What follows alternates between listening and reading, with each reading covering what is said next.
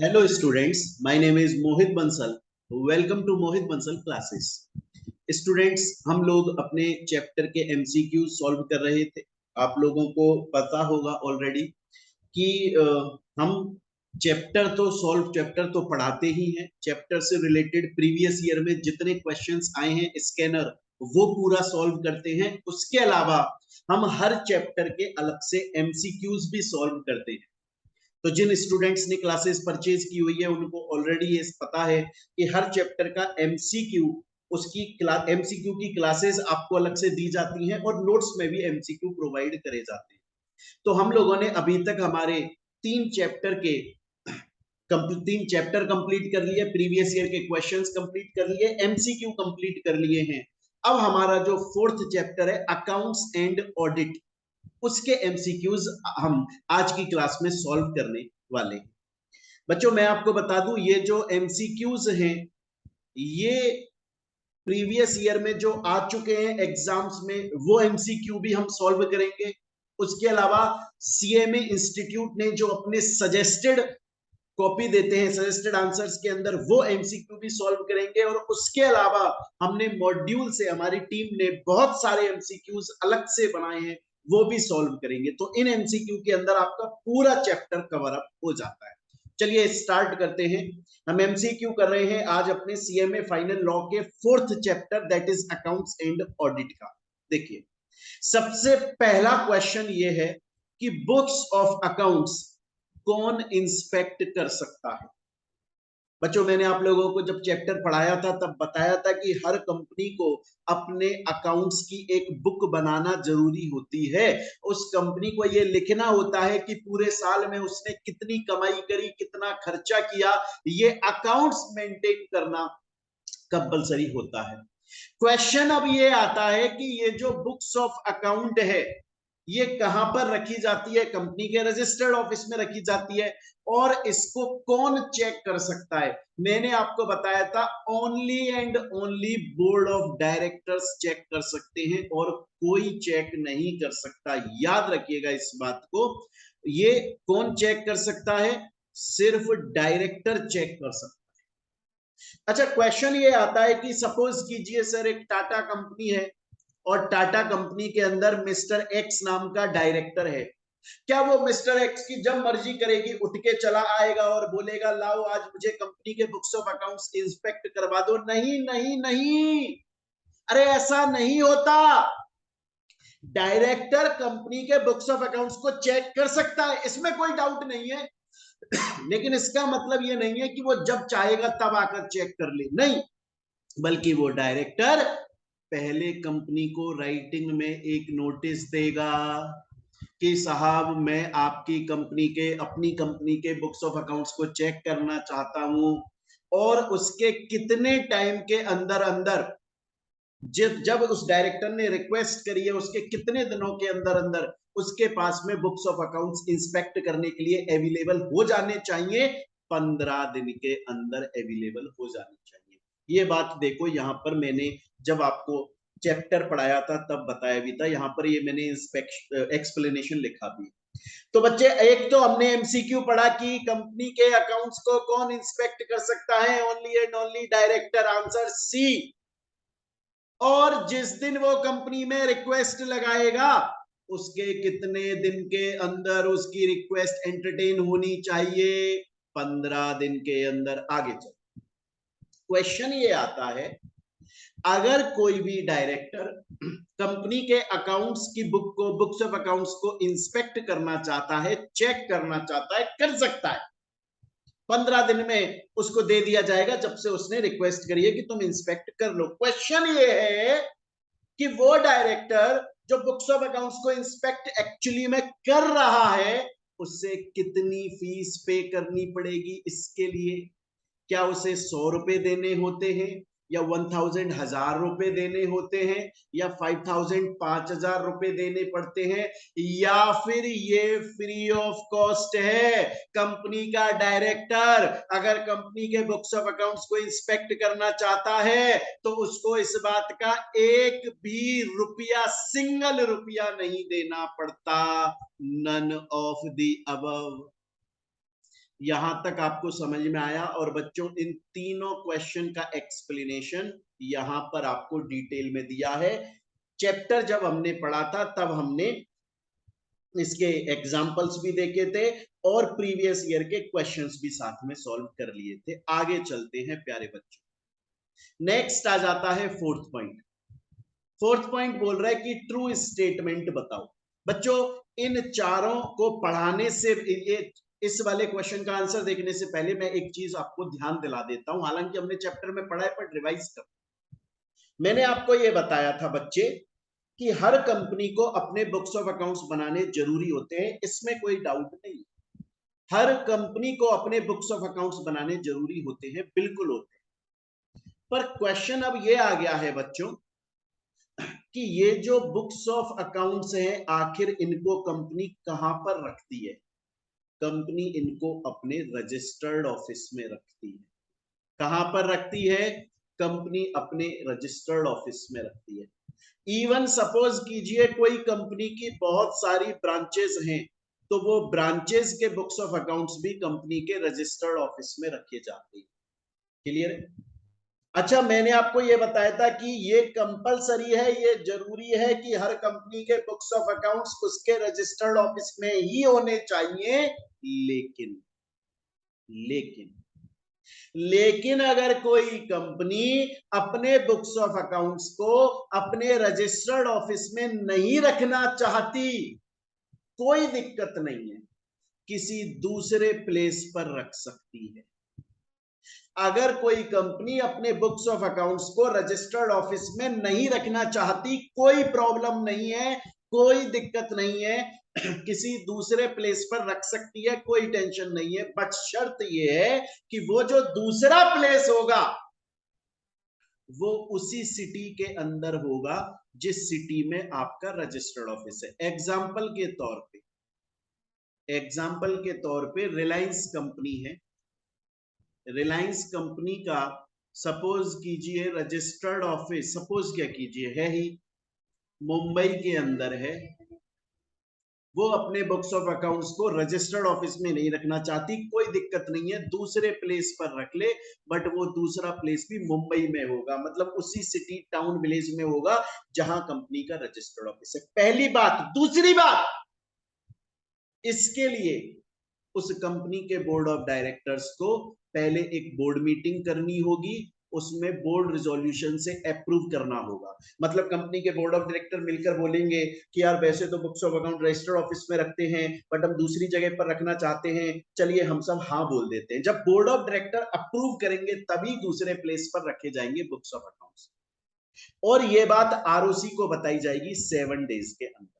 जिस दिन board resolution pass हुआ उसके 7 दिन के अंदर अंदर कंपनी रजिस्ट्रार ऑफ कंपनीज को, आरओसी को बता देगी कि साहब हमने अपने बुक्स ऑफ अकाउंट्स अपने रजिस्टर्ड ऑफिस में नहीं रखे हैं, हमने फलानी जगह पे रखे, जो हमारी उसी सिटी के अंदर है जहां रजिस्टर्ड ऑफिस है। तो अब आपको समझ में आया, हर कंपनी को books of accounts banana compulsory है, वो अपने रजिस्टर्ड ऑफिस में रखना कंपलसरी है, चाहे कंपनी की ब्रांचेस कहीं और हैं लेकिन books of accounts main registered office में रहेंगे। हाँ, कंपनी रजिस्टर्ड ऑफिस के अलावा किसी दूसरी जगह पर रख सकती है अपने बुक्स ऑफ अकाउंट्स को, बट वो दूसरी जगह सेम सिटी टाउन या विलेज में होनी चाहिए जहां रजिस्टर्ड ऑफिस है। इसके लिए बोर्ड मीटिंग में बोर्ड रिजोल्यूशन पास करना है और 7 दिन के अंदर आरओसी को इंटीमेट करना है। अब बच्चों हम हमारे क्वेश्चन पर आते। देखिए हमारा क्वेश्चन अब क्या बोल रहा है, हमें ट्रू स्टेटमेंट देखना है, इन चारों में से कौन सा सही स्टेटमेंट है। Books of accounts can be kept at any place, ना जी। अदर प्लेस, अच्छा सेकंड पॉइंट, बुक्स, तो ये वाला तो ट्रू है ही नहीं, फॉल्स हो गया। Books of accounts of branch office remain with them, ना, रजिस्टर्ड ऑफिस में रहते हैं। डी देख लो, सी को स्किप कर दो। Other place to keep books of accounts can be anywhere in India, ना जी, आपने अभी अभी देखा। तो ये तीनों तो फॉल्स हैं। Within 7 days intimation must be given to ROC if books of accounts are kept at any other place, हाँ जी ये सही है। तो सी हमारा ट्रू हो गया। क्लियर है? अब चलते हैं प्यारे बच्चों हम अपने नेक्स्ट एमसीक्यू पर। देखिए बच्चों मैं दोबारा से बोल रहा हूं, ये जो एमसीक्यू है ये पूरी टीम ने बनाए हैं, मैंने साथ में बैठकर बनाए हैं। इसमें प्रीवियस ईयर में जो एमसीक्यू आए हैं वो कवर्ड हैं।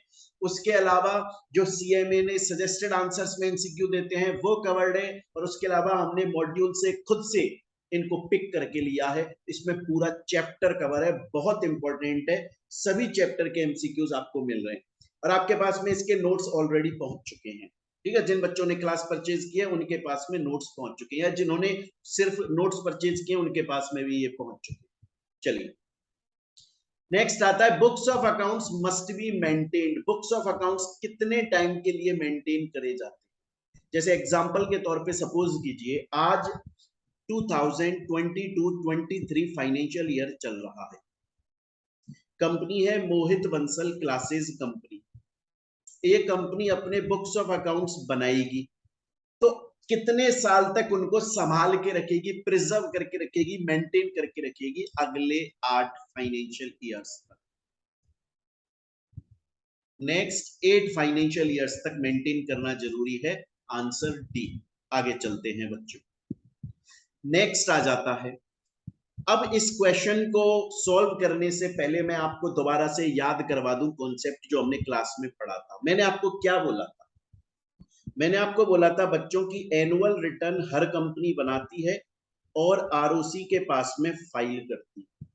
और एक चीज याद रखिएगा बच्चों, हर कंपनी बनाती है एनुअल रिटर्न, आरओसी को फाइल करती है, बट याद रखिएगा जब एनुअल रिटर्न कंपनी बनाती है और आरओसी को फाइल करती है तो वो MGT 7 के फॉर्मेट में जाती है।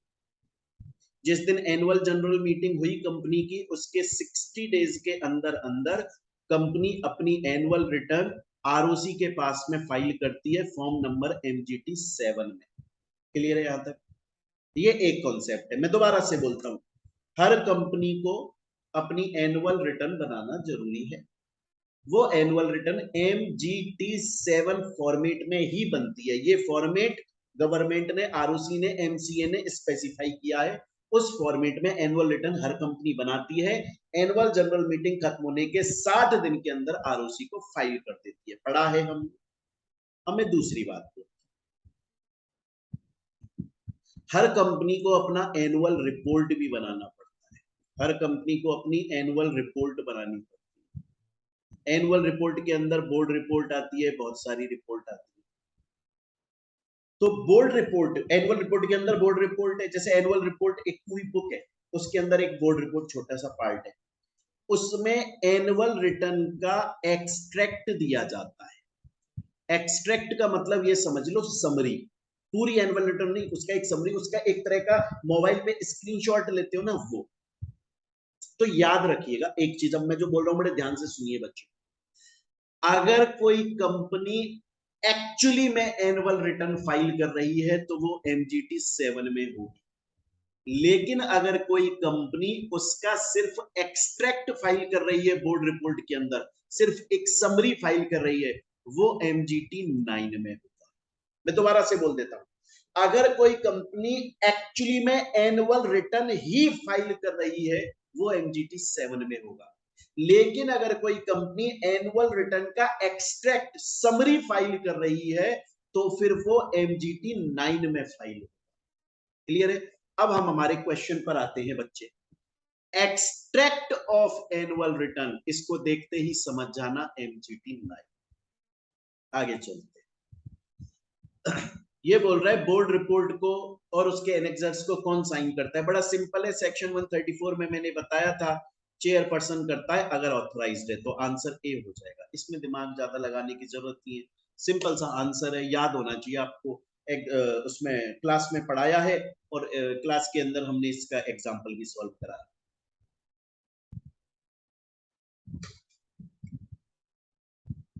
इसके बाद में नेक्स्ट आ जाता है CSR is applicable in case of following company.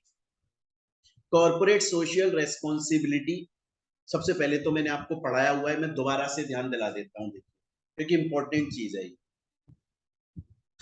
CSR, corporate social responsibility, section 135 of companies act and schedule 7 of companies act 2013। मैंने आपको ये बताया कि कुछ कंपनीज हैं जो स्पेसिफाइड हैं, जैसे कि लिस्टेड कंपनी, और उसके अलावा वो कंपनी जिसकी नेटवर्थ कम से कम 500 करोड़ या उससे ज्यादा है, या फिर टर्नओवर 1000 करोड़ या उससे ज्यादा है, या फिर नेट प्रॉफिट 5 करोड़ या उससे ज्यादा है। अगर कंपनी इनमें से किसी में भी फॉल हो रही है, या तो लिस्टेड है या इन तीन में से किसी में भी फॉल हो रही है, तो उस कंपनी को अपने पिछले 3 साल का जो एवरेज नेट प्रॉफिट है उसका 2% कंट्रीब्यूट करना पड़ता है। ये हमने पढ़ा था। देखिए एक्चुअली में होता क्या है कि कोई भी कंपनी पैसा कहां से कमाती है? पब्लिक से, जनता से। तो गवर्नमेंट ने बोला कंपनी से, बड़ी कंपनी से, छोटी मोटी से नहीं, बड़ी कंपनी से, कि यार तुम पब्लिक से पैसा कमा रहे हो, तुम्हारी ना सोशल रेस्पॉन्सिबिलिटी, सामाजिक जिम्मेदारी बनती है कि जिन लोगों से तुमने पैसा कमाया उनके पैसे को किसी अच्छे पुण्य के काम में यूज लो। जैसे गरीबों के लिए एजुकेशन दिलवा दो, या लेडीज के लिए वुमेन एम्पावरमेंट का कुछ काम कर दो, ओल्ड एज होम्स खुलवा दो, कुछ ऐसा करो जिससे समाज में सुधार आए। सोशल रेस्पॉन्सिबिलिटी किसकी है? कॉर्पोरेट्स, कंपनीज की। तो वो कंपनी जो लिस्टेड है या फिर इन तीन में से किसी में भी फॉल हो रही है, उसको अपने पिछले 3 साल के एवरेज नेट प्रॉफिट का कम से कम 2% कंट्रीब्यूट करना पड़ता है एज सीएसआर। अच्छा, जो कंट्रीब्यूशन देना है उसका मतलब ये नहीं है कहीं भी दे दिया।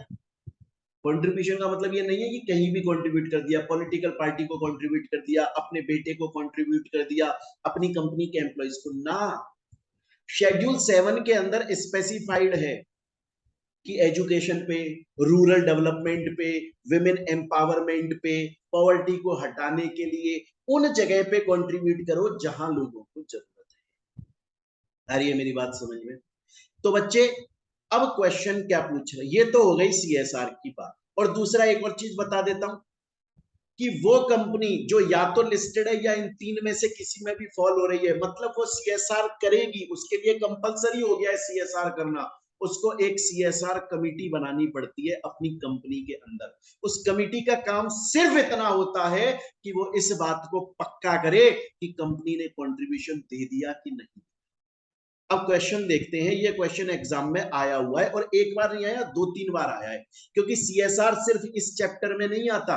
CSR, corporate social responsibility, board meeting chapter में भी आता है और कॉर्पोरेट गवर्नेंस में भी आता है। ये बोल रहा है इनमें से कौन से वाले केस में सीएसआर एप्लीकेबल होगा। क्या सीएसआर हर कंपनी पे एप्लीकेबल होता है? नहीं। क्या सीएसआर उस कंपनी पे एप्लीकेबल होता है जिसकी paid up share capital 1000 crore या उससे ज्यादा है? पेड अप शेयर कैपिटल का तो कहीं पॉइंट ही नहीं। क्या सीएसआर उस कंपनी पे एप्लीकेबल होता है जिसका नेट प्रॉफिट 10 करोड़ है? जी, नेट प्रॉफिट अगर 5 करोड़ या उससे ज्यादा है तो सीएसआर अप्लाई होता है। आंसर सी हो गया बच्चों। अब चलते हैं आगे। सिंपल क्वेश्चंस है, बस आपका कॉन्सेप्ट क्लियर है तो आप बहुत जल्दी इनको कर लोगे। क्वेश्चंस काफी सारे हैं बच्चों, लेकिन हम आराम आराम से पढ़ेंगे, भागा दौड़ी नहीं करनी है। चैप्टर हम पढ़ चुके हैं, प्रीवियस ईयर के क्वेश्चंस कर चुके हैं, कंसेप्ट हमारे क्लियर है। अब बस आपको थोड़ा सा दिमाग लगाकर आंसर ढूंढना है। फ्री फोकट के मार्क्स होते हैं एमसीक्यू के 20 मार्क्स। अब ये बोल रहा है इनमें से कौन सा स्टेटमेंट करेक्ट है। उससे पहले एक बार रिवाइज कर लो। मैंने आपको बोला वो कंपनी जिसके ऊपर सीएसआर की लिमिट अप्लाई होती है उसको अपने अंदर सीएसआर कमिटी बनाना जरूरी है। अब उस कमिटी के अंदर कितने लोग बैठते? कम से कम 3 डायरेक्टर बैठते। कंपनी के डायरेक्टर्स को ही सीएसआर कमिटी का मेंबर बना दिया जाता है। क्लियर है? जैसे एग्जांपल के तौर पे सपोज कीजिए आप, टाटा कंपनी है, मैं यहां लिख देता हूं बच्चे, यहाँ टाटा कंपनी है। टाटा कंपनी के अंदर जो डायरेक्टर्स, और वो सीएसआर में फॉल हो रही है, ऑब्वियस बात है, टाटा तो बड़ी कंपनी। टाटा कंपनी के जो डायरेक्टर्स है ना, उनमें से 3 डायरेक्टर को सीएसआर कमिटी का मेंबर बना दिया। लेकिन अब याद रखने वाली बात यह है, उन 3 में से कम एक इंडिपेंडेंट डायरेक्टर होना चाहिए। और अगर कंपनी सेक्शन 149 के अंदर इंडिपेंडेंट डायरेक्टर की कंडीशन को फॉलो नहीं कर पा रही है तो फिर इंडिपेंडेंट डायरेक्टर 2 होंगे कम से कम। क्लियर है चीज? ये हमने डायरेक्टर चैप्टर में भी पढ़ा हुआ है। अब देखिए, हमें ढूंढना है कि कौन सा स्टेटमेंट ट्रू है। Company falling under section 135 must have a CSR committee, correct. At least 3 directors should be member of CSR committee, correct.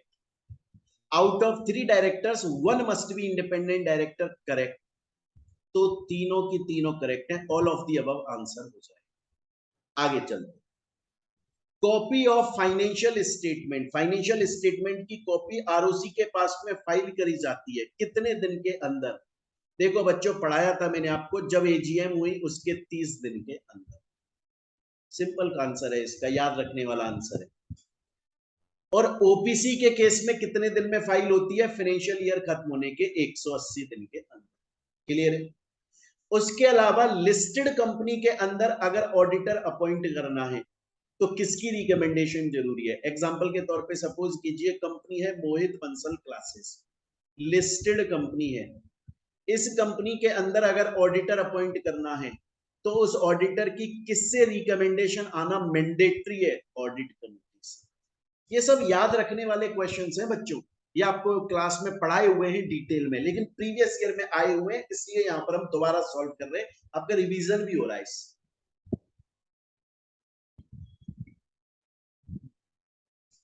आगे चलते हैं, नेक्स्ट क्वेश्चन देखें। नेक्स्ट क्वेश्चन बच्चों ये बोल रहा है, company shall inform the auditor concerned of his or its appointment and also file a notice. मतलब जब कंपनी के अंदर कोई भी पर्सन ऑडिटर की पोजीशन पे अपॉइंट होता है तो ये कंपनी की जिम्मेदारी होती है कि वो उस बंदे को इंटीमेट करके बताए कि भैया आप हमारी कंपनी में ऑडिटर की तरह अपॉइंट हो गए। क्वेश्चन ये पूछ रहा है कि कौन से ई फॉर्म में बताया जाता है? ई फॉर्म एडीटी 1 में। कौन बता रहा है? कंपनी। एक्चुअली में होता क्या है, बड़े ध्यान से समझिए। सपोज कीजिए कि मिस्टर एक्स नाम का आदमी वो सीए बन गया। अब बच्चे सीए बनते ही उसे कहीं पर जॉब तो नहीं मिल जाती एज ऑडिटर काम करने के लिए, तो फिर वो क्या करता है बच्चे? वो ना अलग अलग कंपनियों में जाके अपना रेज्यूमी देकर आ जाता है, अपना सीवी देकर आ जाता है अलग अलग कंपनीज में। कंपनीज उनका सीवी रख लेती है, हाथ की याद तो कंपनी उनको अपॉइंट करती नहीं है क्योंकि रिक्वायरमेंट नहीं है।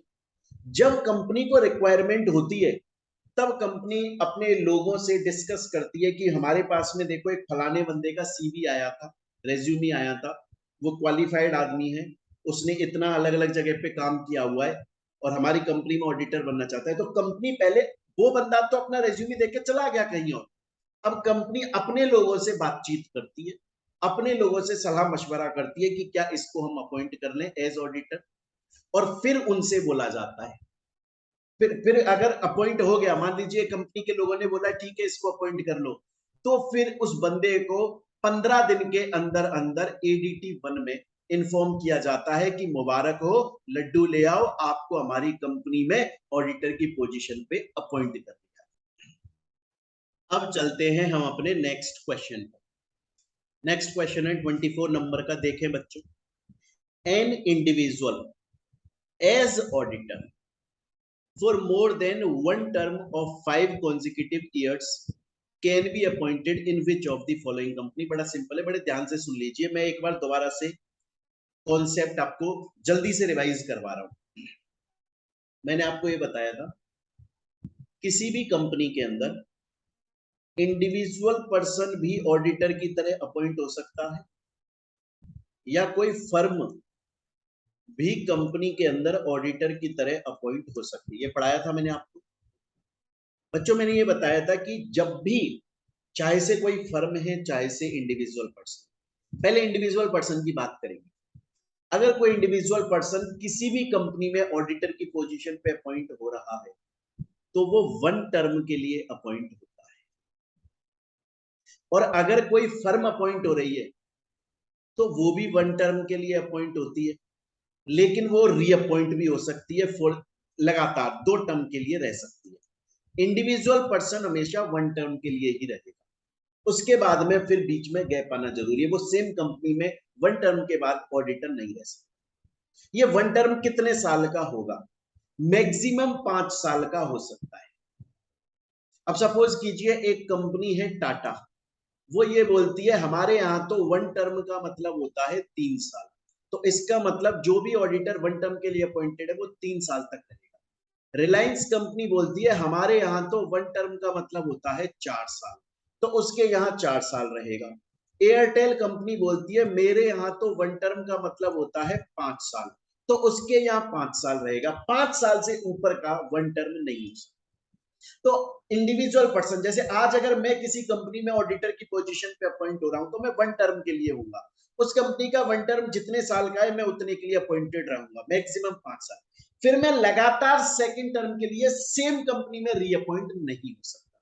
अगर कोई फर्म अपॉइंट हो रही है तो वो लगातार 2 टर्म तक के लिए रह सकती है, थर्ड टर्म के लिए नहीं रह सकती, बीच में गैप आना जरूरी है, वरना कंपनी और ऑडिटर का रिश्ता बन जाएगा, हम रिश्वत लेने लग जाएंगे। ये मैंने कॉन्सेप्ट आपको क्लास में समझाया था, कहानी सुनाई थी यार। अब बच्चों ये तो समझ में आ गया आपके कि कोई भी person, individual person, natural person one term के लिए अपॉइंट होता है एज ऑडिटर, फर्म लगातार 2 टर्म्स के लिए अपॉइंट हो सकती है, लेकिन ओपीसी में ऐसा नहीं होता। ओपीसी के अंदर तो वो बंदा उससे ज्यादा टाइम के लिए अपॉइंट हो सकता है, मतलब एक टर्म से भी ज्यादा साइज। तो याद रखिएगा एग्जाम में ये क्वेश्चन आया हुआ है कि इनमें से कौन सी कंपनी है जिसमें ऑडिटर वन टर्म से ज्यादा के लिए भी अपॉइंटेड रह सकता है, that is OPC company. Explanation यहां नीचे दिया हुआ है बच्चे। अब चलते हैं आगे, अब चलते हैं आगे। An individual auditor who has completed his term shall not be eligible for reappointment as auditor in any company for कितने टाइम के लिए वो नहीं रह सकता। इसका आंसर सही कर लीजिएगा, आंसर ए है इसका 5 साल के लिए। अगर कोई बंदा एक बार किसी कंपनी में ऑडिटर की पोजीशन पे अपॉइंट हुआ, उसका वन टर्म खत्म हो गया, तो उसके बाद में फिर वो उस सेम कंपनी में दोबारा कितने टाइम के लिए अपॉइंट हुआ। अच्छा इसमें ये लिखा हुआ है बच्चे एनी कंपनी, आंसर सही है। दोबारा से देखें, ये चीज ध्यान रखिएगा बच्चों, जैसे मेरे से गलती हो गई आपसे भी हो सकती है जल्दी जल्दी पढ़ने में। देखिए मैंने आपको बोला था कि अगर कोई भी पर्सन ऑडिटर है और वो अपॉइंट हो गया, तो वो अपॉइंट होगा वन टर्म के लिए, मान लो 5 साल के लिए अपॉइंट होगा, फिर बीच में 5 साल का गैप रहना जरूरी है। फिर दोबारा से वो वन टर्म 5 साल के लिए अपॉइंट रह जाएगा, फिर 5 साल का गैप रहना जरूरी है सेम कंपनी। जैसे एग्जाम्पल के तौर पे मान लीजिए परेश रावल है, वो एयरटेल कंपनी में ऑडिटर की पोजीशन पर अपॉइंट हुए 2020 में, तो वो 2025 तक रह सकते हैं। फिर उसके बाद 5 साल का गैप आएगा, इसे हम कूलिंग पीरियड बोलते हैं, मतलब 2030 तक वो सेम एयरटेल कंपनी में ऑडिटर नहीं बनेंगे, बट हाँ उस दौरान वो किसी दूसरी कंपनी में बन जाए। क्वेश्चन ये बोल रहा है कि उनका जब वन टर्म खत्म हुआ, क्या उसके बाद में वो किसी भी कंपनी में ऑडिटर नहीं रहेंगे? नहीं, नन ऑफ द अबव, ऐसा थोड़ी होता है। दूसरी में तो वो बन जाएंगे, सेम कंपनी में वो अगले 5 साल नहीं रहेंगे। क्लियर है ये चीज? आगे चलो, ये तो मैंने आपको रोटेशन पढ़ाया ही था कि मान लीजिए कोई बंदा अपॉइंट हुआ वन टर्म के लिए, मतलब 5 सालों के लिए, लेकिन बीच में उसका ब्रेक लग गया किसी भी वजह से, तो उस और वो चला गया, दूसरा आ गया, तो इसको रोटेशन बोला जाता है। समझाया था ना? रोटेशन का मतलब क्या होता है, जैसे सपोज कीजिए कि राजपाल यादव जो हैं उनको ऑडिटर बनाया गया वन टर्म 5 साल के लिए, लेकिन 3 साल बाद उनको जाना पड़ा किसी भी वजह से, उन्होंने फ्रॉड किया तो निकाल दिया, या वो रिजाइन कर गए, या डेथ हो गई किसी वजह, और कोई दूसरा बंदा आ गया उनकी जगह, क्योंकि वो तो अब रहे नहीं, तो अक्षय कुमार ऑडिटर बन गए, तो इसको क्या बोलते हैं? रोटेशन ऑफ ऑडिटर, क्योंकि एक की जगह दूसरा, रोटेशन। ये तो हमने पढ़ा हुआ है बहुत ही डिटेल में, इसमें तो कोई दिक्कत है ही। नेक्स्ट आ जाते हैं, ये तो बड़ा सिंपल है, याद करवाया था कि जो कंपनी का फर्स्ट ऑडिटर है उसको कौन अपॉइंट करेंगे? Board of director. अगर बोर्ड ऑफ डायरेक्टर फेल हो जाते हैं, अगर बोर्ड ऑफ डायरेक्टर फेल हो जाते हैं तो फिर कौन अपॉइंट करता है? मेंबर्स। कितने दिन में? 90 डेज में। कहां पर? Extra ordinary general meeting. ये तो सिंपल है, ये तो पढ़ाया लिखा है अभी, इसका एग्जाम्पल भी दिया था। ये बच्चों वो क्वेश्चन है जो आपको याद रहने चाहिए, इनमें बहुत दिमाग नहीं लगा। अच्छा, मैंने आपको बताया था कि ऑडिटर की कैजुअल वैकेंसी भी हो सकती है, अचानक से वैकेंसी हो गई। अगर किसी भी कंपनी में ऑडिटर की कैजुअल वैकेंसी हो जाती है तो वो कैजुअल वैकेंसी 30 दिन के अंदर अंदर फिल होना जरूरी है, बोर्ड मीटिंग के अंदर बोर्ड रिजोल्यूशन पास करके। लेकिन अगर कैजुअल वैकेंसी रेजिग्नेशन की वजह से हुई है तो फिर उस केस में ये प्रोविजन नहीं लगता। देखो सिंपल है, सोचो, ऑडिटर मर गया, क्या इसमें कंपनी की गलती है? नहीं। ऑडिटर ने डिफॉल्ट कर दी, डिस्क्वालिफाइड हो गया, क्या कंपनी की गलती है? नहीं। इन सब केसेस में वैकेंसी हो रही है, मर गया वैकेंसी हो गई, डिफॉल्ट डिस्क्वालीफाई हो गया वैकेंसी हो गई। तो इस केस में ना कंपनी के ऊपर शक नहीं जाता कि यार हो गया, मर गया तो अपनी मर्जी से, मतलब मर गया भाई, टाइम आ गया, या अगर डिस्क्वालीफाई हो गया तो उसकी गलती। तो इस केस में तो वैकेंसी हुई तो 30 दिन के अंदर अंदर बोर्ड मीटिंग में बोर्ड रिजोल्यूशन पास करके उस वैकेंसी को फिल कर ली। लेकिन बच्चों, अगर ऑडिटर रिजाइन करके गया, जानबूझ के छोड़कर गया, तो कोई वजह है? कहीं ऐसा तो नहीं है कि वो ऑडिटर कंपनी के अंदर गलतियां पकड़ रहा था, फ्रॉड पकड़ रहा था, चोरियां पकड़ रहा था, कंपनी के लोग डर गए, कंपनी के बोर्ड ऑफ डायरेक्टर डर गए, बोला यार ये ऑडिटर तो हमारी चोरियां पकड़ रहा है, ये तो हमारे को जेल में डलवा देगा, सबके सामने बता देगा हमने घपला किया है कंपनी में। उसको मजबूर कर दिया बेचारे ऑडिटर को, रिजाइन करना पड़ा उसको। लॉ बोलता है कि भैया वैसे तो ऑडिटर की वैकेंसी किसी भी वजह से हुई हो, बोर्ड मीटिंग में बोर्ड रिजोल्यूशन पास करके 30 दिन के अंदर कोई नया अपॉइंट कर लो, वैकेंसी फिल कर लो। लेकिन अगर वैकेंसी रेजिग्नेशन की वजह से हुई है तो फिर उस केस में ऐसा नहीं होगा। तो फिर उस केस में 3 महीने के अंदर अंदर जनरल मीटिंग बुलाई जाएगी, स्पेशल रिजोल्यूशन पास करवाया जाएगा और तब वैकेंसी फिल हो। अब क्वेश्चन क्या पूछता है ये देख लो। Casual vacancy due to any reason in the office of direct auditor will be filled by board of director. ना जी, एनी रीजन नहीं। हाँ, आप ऐसे लिख देते, अगर क्वेश्चन में ऐसे लिख देते casual vacancy due to any reason other than resignation, तो ये स्टेटमेंट करेक्ट मानते। बट रेजिग्नेशन की वजह से तो बोर्ड ऑफ डायरेक्टर फिल नहीं करते, फिर तो जनरल मीटिंग में एसआर पास होता है 3 महीने के अंदर, तो फॉल्स हो गया। आगे चलते, an auditor can be removed if, वो तो आपको पता ही है, ऑडिटर जो है उसको रिमूव किया जा सकता है स्पेशल रिजोल्यूशन पास करके, सेंट्रल गवर्नमेंट की प्रायर अप्रूवल लेके, फॉर्म नंबर ADT2। ये सिंपल है, इसका एक्सप्लेनेशन यहां दिया है। नेक्स्ट बच्चों, मैंने आपको एक चीज बताई थी, सिर्फ ऑडिटर से रिलेटेड ही नहीं, सिर्फ ऑडिटर से रिलेटेड ही नहीं, बल्कि लॉ के अंदर हर केस में कभी भी किसी के भी अगेंस्ट में कंपनी कुछ कर रही है, इवन कोर्ट अदालत कुछ कर रही है, अपॉर्चुनिटी ऑफ बीइंग हर्ड, सफाई पेश करने का मौका जरूर दिया जाता है, सुनवाई का मौका जरूर दिया जाता है। आज अगर कंपनी किसी और, मैं बोल रहा हूं ऑडिटर को छोड़ो, डायरेक्टर को निकाल रही है, मेंबर को निकाल रही है, कंपनी सेक्रेटरी को निकाल रही है, सीए सीएमए को निकाल रही है, किसी के ऊपर पेनल्टी लगा रही है, इवन पुलिस कर रही है, कोर्ट कर रहा है, ट्राइब्यूनल्स कर रहे हैं, एनसीएलटी कर रहा है, हर कोई अगर किसी के भी केस, किसी के भी अगेंस्ट में कुछ कर रहा है, अपॉर्चुनिटी ऑफ बीइंग हर्ड देना जरूरी है, सफाई पेश करने का मौका देना जरूरी है, सुनवाई का मौका देना जरूरी है बच्चे। और इस बात को लीगल टर्म में क्या बोला जाता है? ऑडी ऑल्ट्रम पार्टम। इसका मतलब होता है giving opportunity of being heard. आया समझ में? आगे चलो।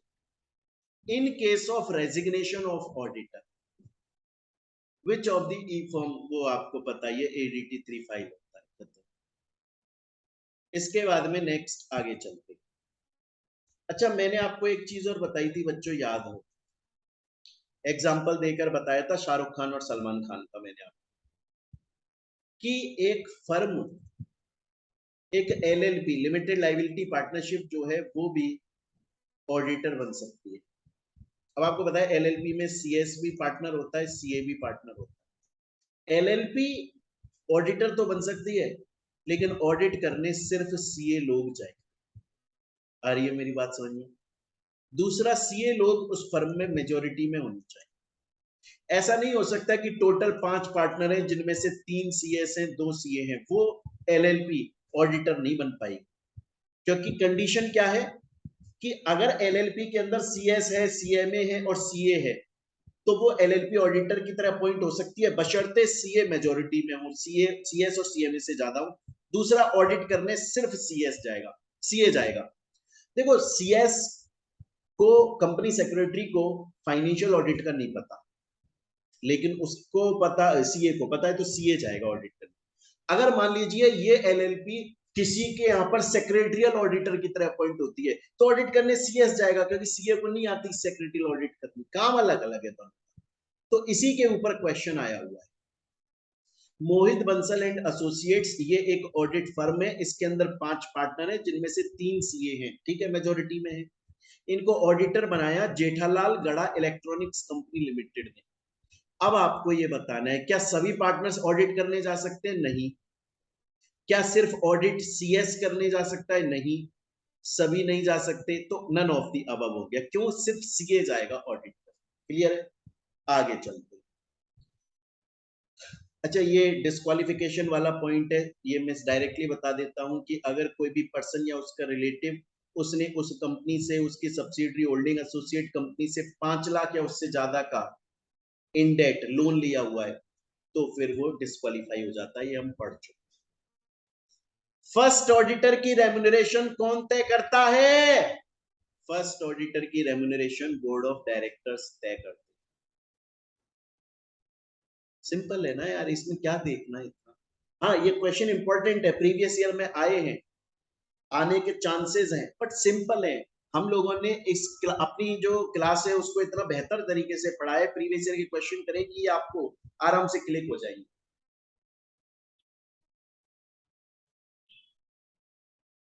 Auditor must intimate about fraud in company, ये ध्यान करिए, बताया था मैंने आपको कि अगर मान लीजिए कोई भी पर्सन जो कि ऑडिटर है, कोई भी पर्सन जो कि ऑडिटर है, मैंने आपको एग्जांपल दिया था राजकुमार राव का। मैंने आपको बोला था कि राजकुमार राव एक्टर है ना, मान लीजिए एक्टर नहीं है, वो ऑडिटर है, और वो रिलायंस कंपनी की ऑडिट कर रहा है, और उसको ऑडिट करते हुए पता लगा रिलायंस कंपनी के डायरेक्टर्स, मेंबर्स तो कंपनी में फ्रॉड करते हैं।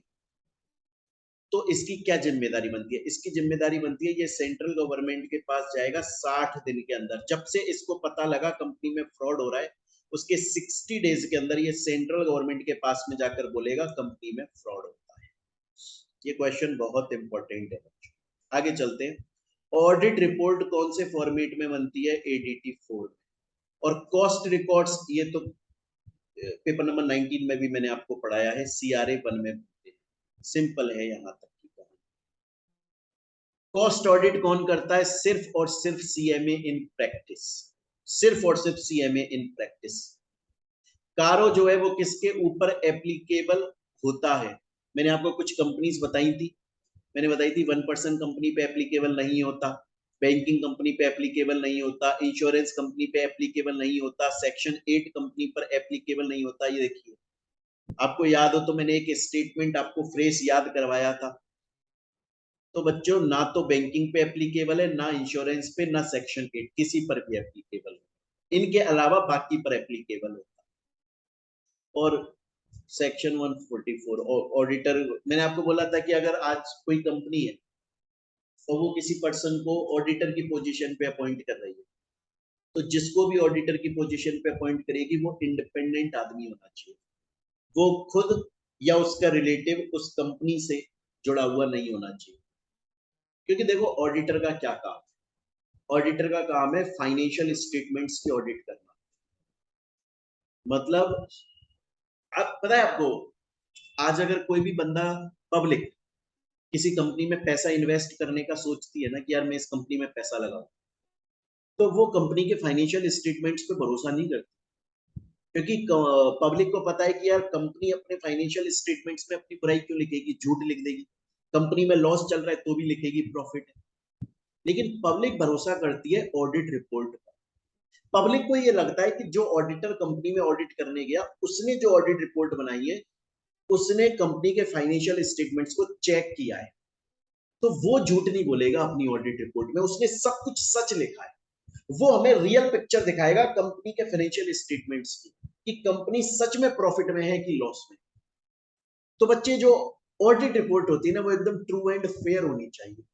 अब true and fair audit report कौन बनाएगा? वो ऑडिटर जो कंपनी को जानता नहीं, मतलब जो इंडिपेंडेंट है, जिसका कंपनी से कोई रिलेशन नहीं है। कोई आप बाहर के इंडिपेंडेंट आदमी को पकड़ के लाओ, वो कंपनी की जब ऑडिट करेगा तो वो सच बताएगा। क्योंकि उसका कंपनी से लेन देन नहीं है, कंपनी उसको रिश्वत नहीं दे सकती, डरेगी।